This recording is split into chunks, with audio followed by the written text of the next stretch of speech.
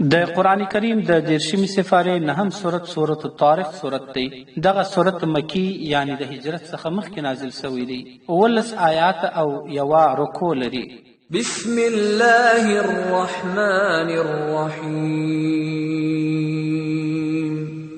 شروع کوم په نامه د الله جل جلاله چې ډیر زیات مهربان او پورا رحم کوونکی دی. والسماء والطارق وما أدراك ما الطارق النجم الثاقب إن كل نفس لما عليها حافظ. قسم دی په اسمان او قسم دی په راتلونکي د شپې، او ته څه خبر کړي او پوه کړي یې چې څه شي دی راتلونکي د شپې؟ هغه ستوري دي چې ځلېدونکي دي. هیڅ یو نفس نسته چې نه وي پر هغه باندې یو ساتونکی چې ملائکه چې د تکلیفو او افتونو څخه حفاظت کوي، چې مراد ځینې هغه ملائکې چې د تکلیفو او افتو څخه د انسان حفاظت کوي. فلينظر الإنسان مما خلق من ماء دافق يخرج من بين الصلب والترائب.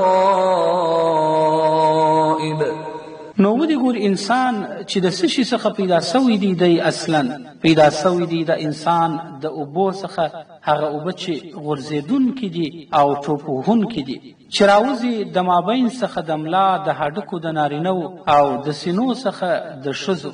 إنه على رجعه لقادر يوم تبلى السرائر فما له من قوة ولا ناصر.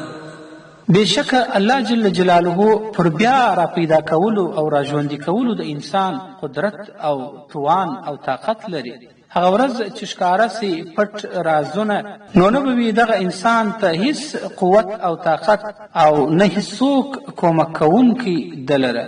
والسماء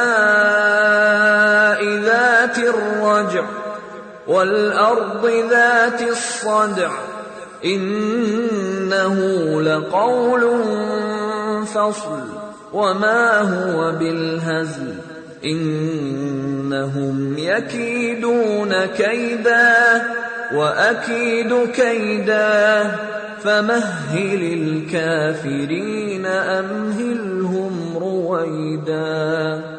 او قسم دی په اسمان چې خاوین د باران اورولو دی، او قسم دی په مځکه چې خاوند د چاودېدلو ده، یعنی اوبه او نور نباتات ځنې راوځي. بېشکه دا قرآن کریم خامخا وینا ده بېلونکې د حق او د باطل، او نه دی دا قرآن عبث او بېځایه خبرې. بېشکه دوی تدبیر کوي او جوړوي یو تدبیر، او الله جل جلاله وایي زه هم یو تدبیر کوم.